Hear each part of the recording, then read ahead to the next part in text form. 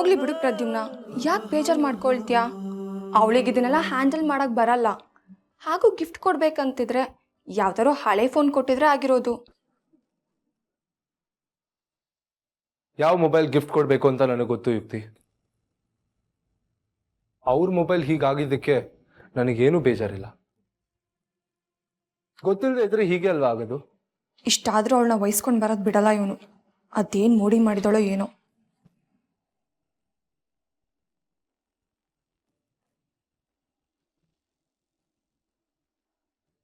ಆಪದ್ ಬಾಂಧವ, ಇದನ್ನು ತೆಗೆದುಕೋ.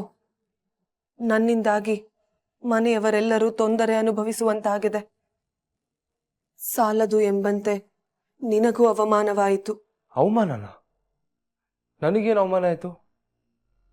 ಆಗ್ಲೇ ಹೇಳಿದ್ನಲ್ಲ, ಮೊಬೈಲ್ ಯೂಸ್ ಮಾಡಕ್ ಗೊತ್ತಿಲ್ಲದೆ ಇದ್ರೆ ಹೀಗೆ ಆಗೋದು ಅಂತ. ನಿಧಾನಕ್ಕೆ ನಿಮ್ಗೂ ಅರ್ಥ ಆಗತ್ತೆ, ಕಲ್ತ್ಕೋತೀರ.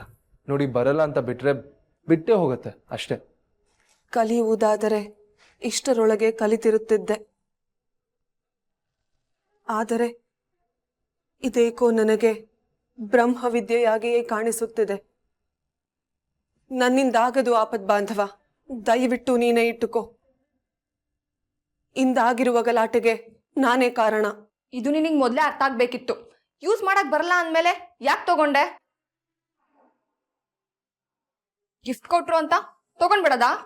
ನಿಜ, ನೀನು ಹೇಳುತ್ತಿರುವುದು ಅಕ್ಷರಶಃ ಸತ್ಯ. ನಾನಿದನ್ನು ತೆಗೆದುಕೊಳ್ಳಬಾರದಿತ್ತು. ನಾನಿದನ್ನು ತೆಗೆದುಕೊಳ್ಳದಿದ್ದರೆ ಎಲ್ಲರೂ ಇಷ್ಟೊಂದು ತೊಂದರೆ ಅನುಭವಿಸಬೇಕಾಗುತ್ತಿರಲಿಲ್ಲ. ಒಂದ್ ನಿಮಿಷ ಇಬ್ರು ಸುಮ್ಮನೆ ಇರ್ತೀರಾ? ನೋಡಿ ಅಮ್ರಪಾಲಿ, ಇದು ನಿಮಗೆ ಗಿಫ್ಟ್ ಅಂತ ಕೊಟ್ಟಿರೋದು. ನಾನು ಆಗ್ಲೇ ಹೇಳಿದ್ನಲ್ಲ, ಇದ್ರಲ್ಲಿ ನಿಮ್ ತಪ್ಪೇನೂ ಇಲ್ಲ. ಬ್ರಹ್ಮವಿದ್ಯೆನೋ ಮತ್ತೇನೋ ನನಗೆ ಗೊತ್ತಿಲ್ಲ, ಆದ್ರೆ ಹೊಸದು ಅಂದ್ಮೇಲೆ ಎಲ್ಲಾನು ಕಷ್ಟನೇ. ನೀವೇನು ಯೋಚನೆ ಮಾಡ್ಬೇಡಿ, ನಿಧಾನಕ್ಕೆ ಎಲ್ಲಾನು ಕಲಿತೀರ, ಎಲ್ಲ ಸರಿ ಹೋಗುತ್ತೆ. ನನ್ನನ್ನು ಸಮಾಧಾನ ಪಡಿಸುತ್ತಿದ್ದೀಯ, ಆದರೆ ನೀನೇ ಬೇಸರದಲ್ಲಿದ್ದೆಯಲ್ಲ, ಅದೇಕೆ? ನನ್ನಿಂದ ಅವಮಾನವಾಗಿರುವುದಕ್ಕೆ ಅಲ್ಲವೇ? ಇಲ್ಲ ಇಲ್ಲ, ನಿಮ್ಮಿಂದ ಬೇಜಾರಾಗಿರೋದಲ್ಲ. ಮನೇಲಿ ಏನೇನೋ ನಡೀತಲ್ಲ, ಅದ್ರ ಬಗ್ಗೆ ಯೋಚನೆ ಮಾಡ್ತಿದ್ದೆ ಅಷ್ಟೆ.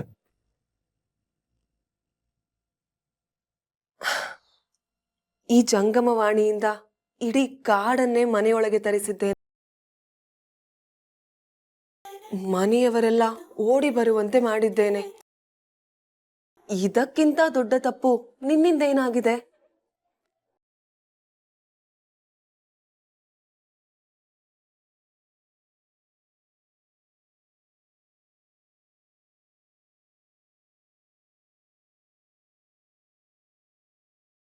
ಇಷ್ಟ ಅವಸರ ಬೇಕಿತ್ತಮ್ಮ.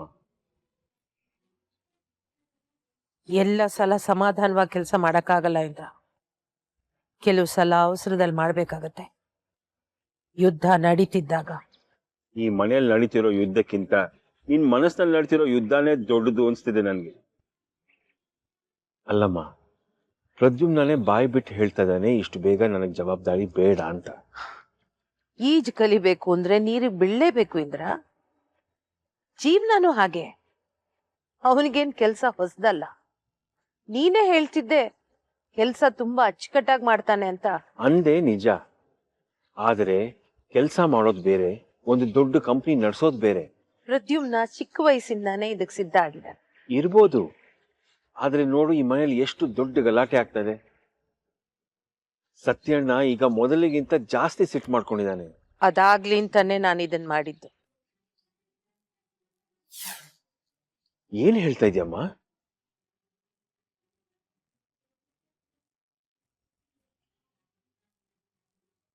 ಅಮ್ಮ ಕೆಟ್ಟವಳು, ಇಂಥ ಕ್ರೂರಿಯಾದ ಅಮ್ಮ ಯಾರಿಗೂ ಇರಕ್ ಸಾಧ್ಯ ಇಲ್ಲ ಅಂತ ನಿನಗೆ ಅನ್ಸ್ಬೋದು ಇಂದ್ರ.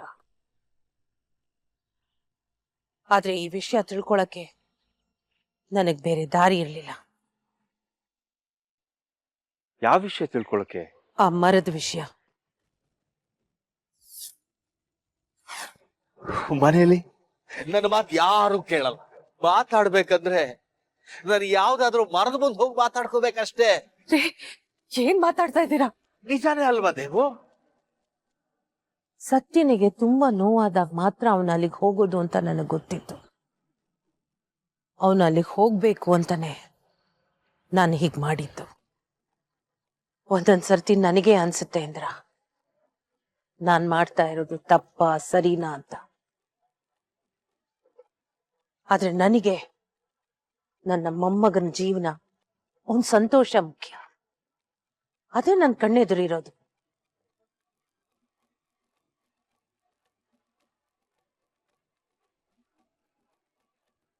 ರೀ ರೀ ಸ್ವಲ್ಪ ನಿಂತ್ಕೊಳ್ರಿ. ನನ್ ತಡಿಬೇಡ ದೇವು. ರೀ ಸ್ವಲ್ಪ ನನ್ನ ಮಾತು ಕೇಳಿ. ಶಿವ ನಿಂತ್ಕೊಳ್ಳಿ. ಎಲ್ಲಿ ಹೋಗ್ತಿದ್ದೀರಾ ಅಂತ ಹೇಳ್ಬಿಟ್ಟಾದ್ರೂ ಹೋಗಿ. ನನ್ಗೆ ಏಕಾಂತ ಬೇಕು, ನೆಮ್ಮದಿ ಬೇಕು. ಅದು ಈ ಮನೇಲಿಲ್ಲ. ಸ್ವಲ್ಪ ಹೊತ್ತು ನನ್ನ ಪಾಡಿಗೆ ನನಗಿರೋದಕ್ಕೆ ಬಿಟ್ಬಿಡು.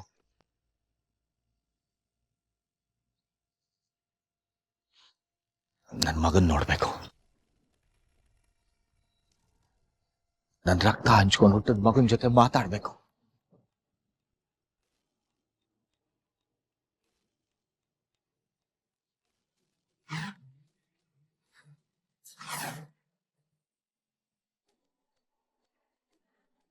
ಇಷ್ಟು ವರ್ಷ ನೀತಿ ಪಾಠ ಹೇಳ್ತಾ ಇದ್ದಿದ್ದಮ್ಮ ಈ ವಯಸ್ಸಲ್ಲಿ ಇಂಥ ಕೆಲಸ ಮಾಡ್ತಿದ್ದಾಳಲ್ಲ ಅಂತ ನಿನಗೆ ಅಸಹ್ಯ ಆಗ್ತಿದ್ಯಾ ಇಂದ್ರ?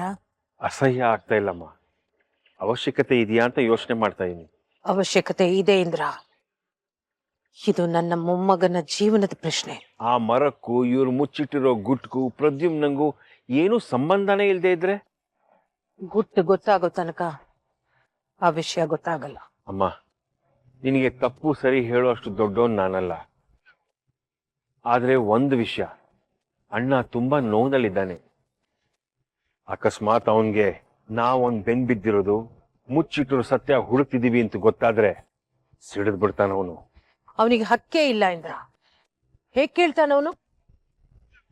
ಇಷ್ಟು ವರ್ಷ ಪ್ರದ್ಯುಮ್ನನ್ನ ಎಷ್ಟು ಕೆಟ್ಟದಾಗಿ ನಡ್ಸ್ಕೊಂಡಿದ್ದಾನೆ. ಅವನ್ ಮಾಡ್ತಾನೆ ಅಂತ ನಾವು ಮಾಡಕ್ ಆಗತ್ತಮ್ಮ? ತಪ್ಪು ಸರಿ ಆಮೇಲೆ ಯೋಚನೆ ಮಾಡೋಣ. ಈ ಗೊಟ್ಟು ಏನು ಅಂತ ಗೊತ್ತಾಗ್ಬೇಕು. ಅಲ್ಲಿವರೆಗೂ ನನಗ್ ಸಮಾಧಾನ ಇಲ್ಲ.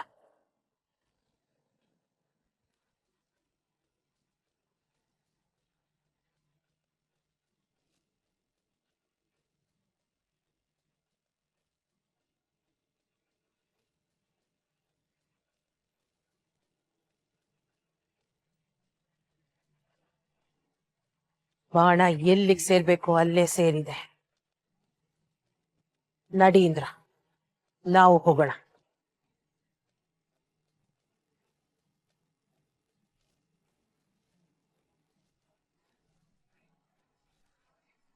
Hello, thank you so much. ಹಾ, ಇವಾಗ ಜಸ್ಟ್ ಬಂತು ಪಾರ್ಸಲ್. ತುಂಬಾ ಡೆಲಿಷಿಯಸ್ ಆಗಿದೆ ಅನ್ಸುತ್ತೆ. ಮನೆ ಟೇಸ್ಟ್ ತರ ಇರಬೇಕು, ಹೋಟೆಲ್ ಟೇಸ್ಟ್ ಅಂತ ಗೊತ್ತಾಗಬಾರ್ದು. ಹಾ, thank you so much. Okay, ಬಾಯ್.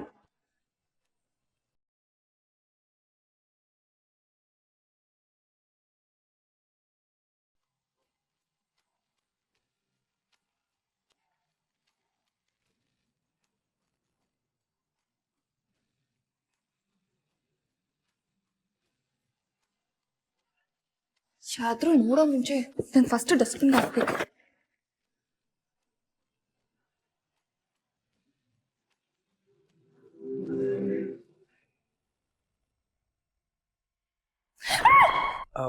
ಸಾರಿ ಅಕ್ಕ ಮ್ಯಾಮ್. ಯಾರಾದ್ರೂ ಈ ತರ ಹೆದರ್ಸ್ತಾರ? ಇಡಿಯಟ್. ಏನಾದರೂ ಬೇಕಾ ಅಕ್ಕ ಮ್ಯಾಮ್?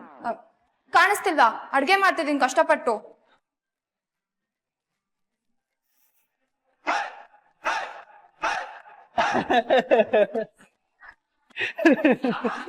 ಯಾಕೆ ನಗ್ತಾ ಇದ್ಯಾ?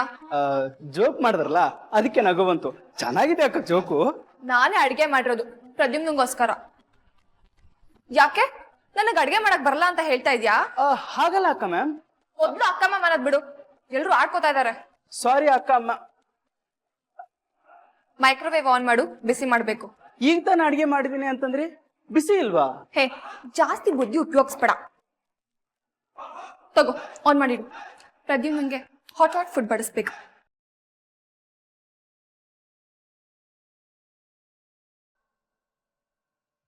ಗೋಪು ಮಾನವ, ಅಕ್ಕ ಏನು ಮಾಡುತ್ತಿರುವೆ? ಇದಾ ಮಿಕ್ರೋ ಓವನ್ ಒಳಗಡೆ ಊಟ ಇಡ್ತಾ ಇದ್ದೀನಿ. ಏನಂದೆ ಇದನ್ನ? ಮಿಕ್ರೋ ಓವನ್ ಅಕ್ಕ ಮ್ಯಾಮ್. ನಿನ್ಗೇನು ಸರಿಯಾಗಿ ಹೇಳಕ್ ಬರಲ್ಲ. ಅದು ಮೈಕ್ರೋವೇವ್ ಅವನ್. ನಾನು ಅದೇ ಅಲ್ವಾ ಹೇಳಿದ್ದು, ಮಿಕ್ರೋ ಓವನ್.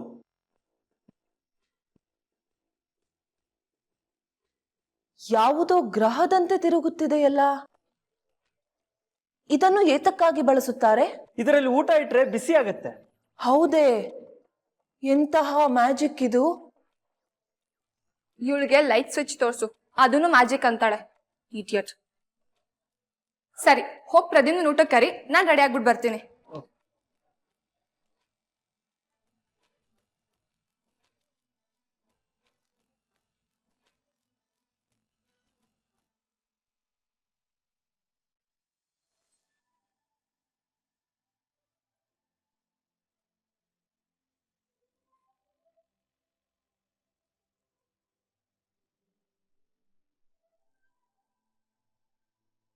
ಇದು ಯುಕ್ತಿಯ ಫೋನ್ ಅಲ್ಲವೇ?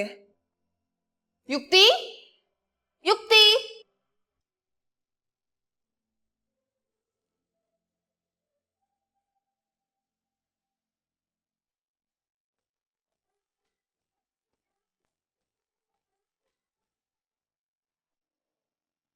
ಅಣ್ಣ ಎಲ್ಲಿ ಅದಕ್ಕೆ ಕಾಣಿಸ್ತಿಲ್ಲ? ಅವ್ರು ಈಗ ತಾನೇ ಹೊರಗಡೆ ಹೋದ್ರು. ಎಲ್ಲಿಗೆ ಏನು ಅಂತ ಏನಾದ್ರು ಹೇಳಿದ್ನಾ? ಇಲ್ಲ, ಈ ಮನೇಲಿ ನೆಮ್ಮದಿ ಇಲ್ಲ, ಏಕಾಂತ ಬೇಕು ಅಂತ ಹೊರಗಡೆ ಹೋದ್ರು. ಮಾಯಿ ಉತ್ತರಾಧಿಕರಣದ ಬಗ್ಗೆ ಮಾತಾಡಿದ್ದು ಅವ್ರಿಗಿಷ್ಟ ಆಗಿಲ್ಲ ಅನ್ಸುತ್ತೆ. ಹೌದು, ನೋಡ್ದೆ.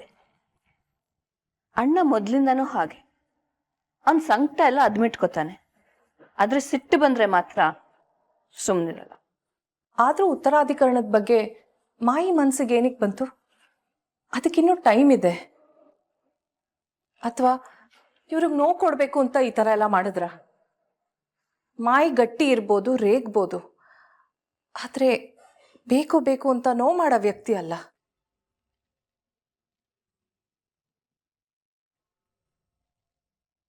ಅಣ್ಣ ಹೊಟ್ಟು ಎಷ್ಟೊತ್ತಾಯ್ತು? ಈಗೊಂದು ಸ್ವಲ್ಪ ಹೊತ್ತಾಯ್ತು. ಅಣ್ಣ ಮನೆಯಿಂದ ಹೊರಟಿದ್ದಾನೆ, ಇಂದ್ರಣ್ಣ ಮಾಯಿನೂ ಹೊರಟಿದ್ದಾರೆ. ಅಂದ್ರೆ ಏನಂದ್ರೆ ಈಶ್ವರಿ? ಮಾಯಿ ಬೇರೆಯವರಿಗೆ ಬೇಕು ಬೇಕು ಅಂತ ನೋವು ಮಾಡೋ ವ್ಯಕ್ತಿ. ಅದಕ್ಕೆ ಅವ್ರ ಬೇಳೆ ಬೇಯುತ್ತೆ ಅಂದ್ರೆ ಅವ್ರು ಏನ್ ಬೇಕಾದ್ರೂ ಮಾಡ್ತಾರೆ. ಯಾಕೆ ಮಾಡ್ತಾರವ್ರು?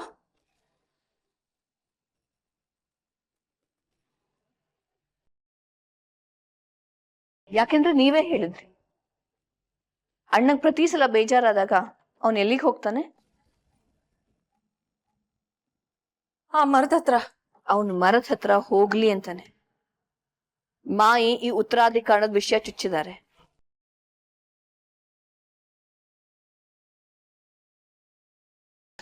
ಸತ್ಯ ನಾನು ದಡ್ಡ, ಮಾಯಿ ಹಾಕಿದ ಗಾಳಕ್ಕೆ ಸರಿಯಾಗಿ ಸಿಕ್ಕಾಕೊಂಡ್ ನಾನು.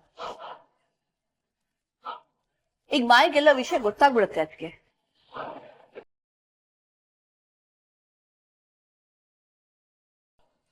ಈಗೇನ್ ಮಾಡೋದು ಈಶ್ವರಿ?